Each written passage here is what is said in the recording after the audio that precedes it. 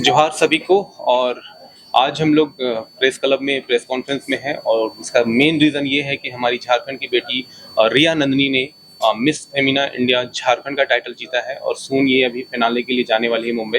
तो मैं चाहूँगा कि रिया आप अपने बारे में अपने से बात कीजिए। सबको जोहार और बहुत बहुत धन्यवाद यहाँ आने के लिए और मुझे इतना सारा प्यार देने के लिए। मेरा नाम रिया नंदिनी है और मैं आपकी फेमिना मिस इंडिया झारखंड 2024 और मैं क्या ही बोलूँ, आप मुझसे पूछिए।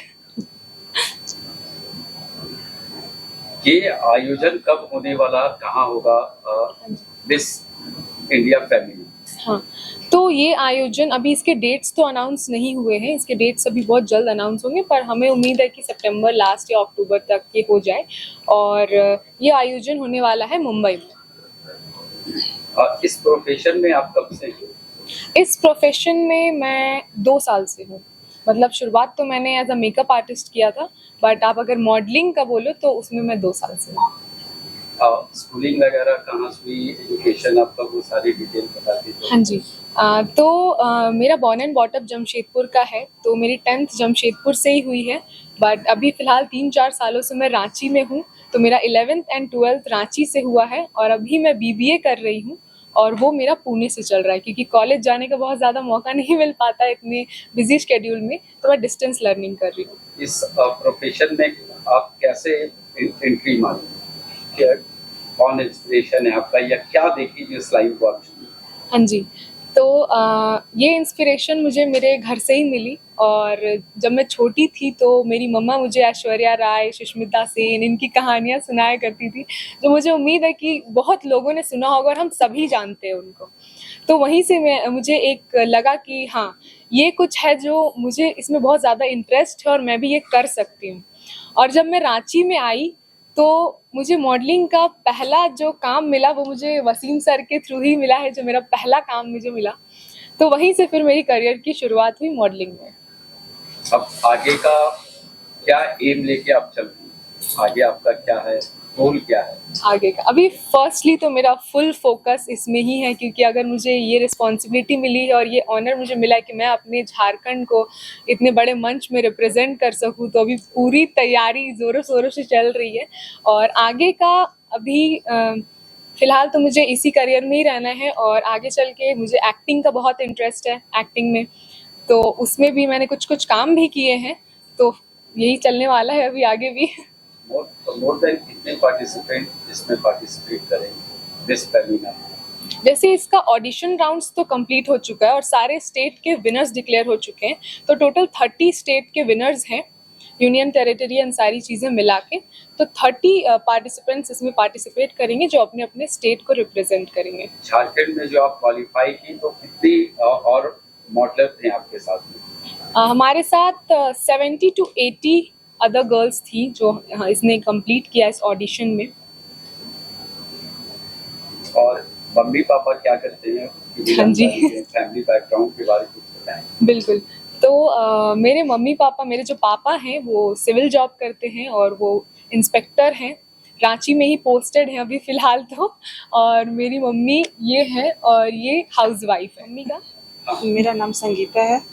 जोहार, नमस्ते सभी को। इस मुकाम में जो आपकी बेटी आज पहुंची है, इसमें किसका श्रेय देना चाहती हैं?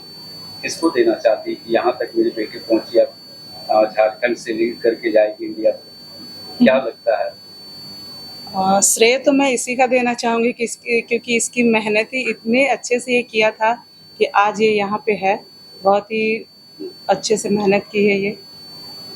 जैसे नंदिनी ने बताया कि आप बच्चे में इसको मैंने कहानी सुना रही थी ऐश्वर्या राय वगैरह, बस आपको ये चीज कहाँ से मिला? नहीं, ये चीज मिलने का क्या है, वो तो थोड़ा इंटरेस्ट लेती होंगी। हाँ जी, बिल्कुल बिल्कुल। काफ़ी इंटरेस्टेड है, क्योंकि अपने टाइम में भी जब मम्मा स्कूल जाया करती थी तो वो बहुत अच्छी सिंगर थी और उनको काफ़ी लोगों ने ऐसा सजेस्ट किया था कि आप इंडियन आइडल और बाकी सारे प्लेटफॉर्म्स में ट्राई करें। बट क्योंकि उस समय फैमिली की कुछ सिचुएशंस ऐसी थी तो वो कर नहीं पाई, तो इसीलिए वो जो उनका एक ड्रीम था और एक जो उनका शौक था वो उन्होंने मेरे थ्रू देखा आगे कि कैसे उसको हम कंप्लीट कर सकते हैं मिलकर। आपसे सवाल है कि आज भी लड़कियों को हमारे समाज में जो इस टाइप के प्रोफेशन में जाते हैं तो बहुत ही गलत निगाह से देखते हैं। ये बहुत ही माने अजीब सवाल भी है, लेकिन ये सच्चाई है। तो आपको कैसा लगता है कि बेटी जब इस मुकाम में आई तो खास करके माँ को कैसा फील होता होगा, और आपको क्या समाज में कभी इस तरह का फेस करना पड़ा कि बेटी मॉडलिंग में जा रही है तो कोई आसपास के लोग या ये कि बेटी को कहाँ भेज रहे हैं? आसपास तो छोड़िए, घर पे ही बहुत लोगों को सवाल का जवाब देना पड़ता है कि नहीं, पढ़ाई लिखाई छोड़कर आप ये क्या करवा रहे हो, क्यों कर रहे हो। जैसे पहले के लोग जो भी है, जैसे दादी हो गई, तो बोलती है नहीं नहीं, पढ़ना ज़्यादा अच्छा है, नौकरी करे वो ज़्यादा अच्छा है। लेकिन बच्चों का भी एक अपना ड्रीम होता है। तो जब उसमें वो बोली कि नहीं मुझे इसमें आगे बढ़ना है, तो मैंने बोला ठीक है, करके देखो। और माइंडसेट तो किसी का आप बदल नहीं सकते हो। समाज में कितना भी अच्छा कोई करे, हर किसी को आप खुश नहीं रख सकते हो। वो एक अपना बना हुआ है लोगों का। तो देखिए आज ये कर रही है और आगे और भी अच्छा करेगी, भारत का नाम रोशन। को मेरा नमस्कार। तो मैं एक छोटी सी जानकारी देना चाहती हूँ कि फेमिना मिस इंडिया का जो इस बार पूरा जो नेशनल लेवल पे हो रहा है, उसमें हमेशा से कोई ना कोई एक चैरिटी पार्टनर होता है फेमिना मिस इंडिया में। और हमेशा लगभग इतने सालों से 50 से ज़्यादा साल से जो स्पर्धा होती जा रही है, हमेशा जो केंद्र रहा चैरिटी का वो बच्चों का स्वास्थ्य और बच्चों की शिक्षा रही है। ये पहली बार हुआ कि फेमिना मिस इंडिया की चैरिटी में स्त्री को मुद्दा बनाया गया, उसका स्वास्थ्य, उसका रोजगार और उसके वेलबींग के ऊपर बात की गई, विमेन एम्पावरमेंट के ऊपर बात की गई। और इत्तेफाक की बात है कि हमारे ही पूर्वांचल से निकली हुई एक संस्था पूरे भारत की फेमिना मिस इंडिया की चैरिटी पार्टनर है। अभी तक बड़े बड़े यूनिसेफ और ये होते थे। मैं सन्मत से हूँ और सन्मत जो है एक बहुत 2007 में सुनामी के दौरान अमित के द्वारा, जब वो MGR में पढ़ रहे थे, मेरे मित्र हैं, तो उनके द्वारा ये संस्था बहुत छोटे स्तर पे शुरू की गई। और 2007 के सफ़र से ये संस्था शुरू की गई, फिर बिहार में आए, फिर झारखंड में आए। आज हम 600 स्टाफ के साथ में एक स्किल्स का मेगा प्रोजेक्ट के साथ में, और हॉस्पिटल्स हैं हमारे पास में, जिसमें कि इंडियन ऑयल कॉरपोरेशन के हॉस्पिटल्स हमारे अलग अलग लोकेशंस पे हैं, उनको रन करते हैं। गवर्नमेंट के ट्राइबल हॉस्पिटल्स हैं हमारे पास में। हमारे पास में इंटरनेशनल जो कुछ पार्टनर्स हैं, उनके साथ में हम महिलाओं और बच्चों के स्वास्थ्य पे काम करते हैं। केटो के साथ मिलके हम बहुत सारे बच्चों की, जिनके माँ बाप नहीं, उनकी शिक्षा के लिए, और बिल्कुल ही जो होमलेस विडो हो जाते हैं ना, मतलब जिनका कोई भी आगे पीछे सहारे के लिए नहीं है, तो ऐसे उनको सपोर्ट करनी। तो बहुत सारे मल्टी डोमेन में हम काम कर रहे हैं। और फेमिना मिस इंडिया इस बार सन्मत के लिए सारी जितनी 30 पार्टिसिपेंट्स हैं, वो सारी अपने अपने पूरे देश में सन्मत के लिए चैरिटी वर्क कर रहे हैं। तो रिया भी झारखंड में जुड़ के, और क्योंकि रिया झारखंड से हैं, तो झारखंड के लिए स्पेशली ऑर्गेनाइजेशन भी झारखंड की, मैं भी झारखंड से, रिया भी झारखंड से, ये बड़ा डेडली कॉम्बिनेशन हो गया। और रिया से हम मिले और रिया का जो जज्बा हमने देखा, वो हमें से लगा कि अभी बहुत छोटी उम्र है इनकी, लेकिन इनके ये सिर्फ मॉडलिंग से संबंधित नहीं है इनका, मतलब इनका जो विचार है, इनकी सोच है, इन्होंने हमसे बात किया, हमसे मिल, सो मुझे कहीं लगा नहीं कि बहुत ज़्यादा कि मैं सिर्फ मॉडलिंग की ही दुनिया में, वो मॉडलिंग को एक बड़े स्तर पे देखती हैं कि कैसे मैं अपनी प्रेजेंस को ट्राइबल वुमेन के लिए काम कर सकती हूँ, कैसे मैं ट्राइबल बच्चों के लिए काम कर सकती हूँ। ये जज्बा उनके अंदर मैंने 2 बार बात करके पाया और मुझे बहुत अच्छा भी लगा। इनफैक्ट क्योंकि इतनी छोटी सी उम्र में अगर कोई हमारी नई यूथ, एम्पावर्ड यूथ आगे आके और इतने गंभीर विषयों पे बात करता है, जहाँ पे उनका कोई ज़्यादा इंटरेस्ट एरिया आजकल के बच्चों का होता भी नहीं है, तो ये फेमिना मिस इंडिया की चैरिटी पार्टनर भी है सन्मत के लिए। चैरिटी से कितने लोग जुड़े? चैरिटी से 30 जो जितने भी सेलेक्ट होके गए ना फाइनलिस्ट, अब ये 30 फाइनलिस्ट हैं वहाँ पर, ये 30 फाइनलिस्ट हैं। और मिस इंडिया का प्लेटफॉर्म अगर आप देखेंगे तो ये लोगों का वहाँ पे फोटोग्राफ और इनका काम भी अब धीरे धीरे पोस्ट होना शुरू होगा।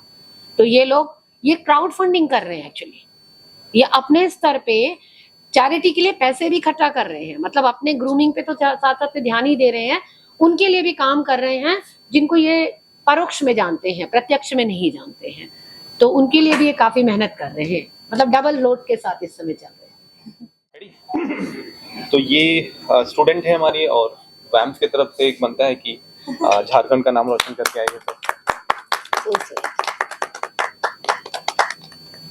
और मैम आप आई आपके लिए शुक्रिया।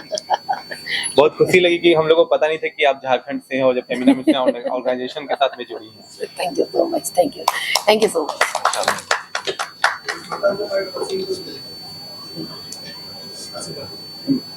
पहले सम्मानित करते ग्रेजुएशन ये मेरी कंपनी की तरफ से। Thank you.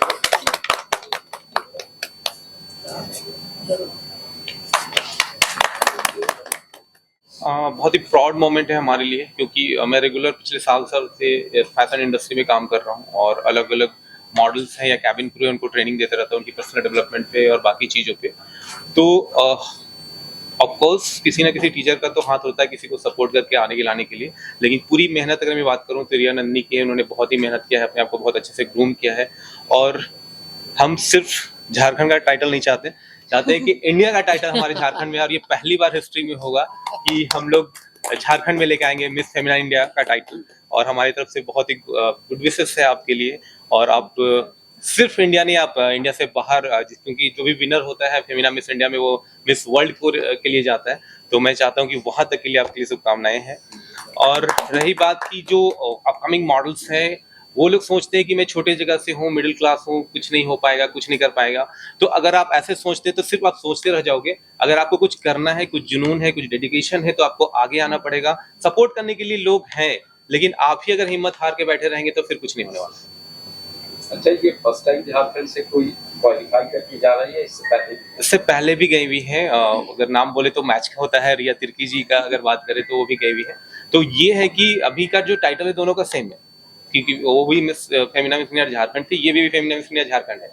अभी हमारी उम्मीद ये है कि अभी फाइनल होने वाला है और अच्छा रिजल्ट है, उसके लिए हम लोग वेट कर रहे हैं।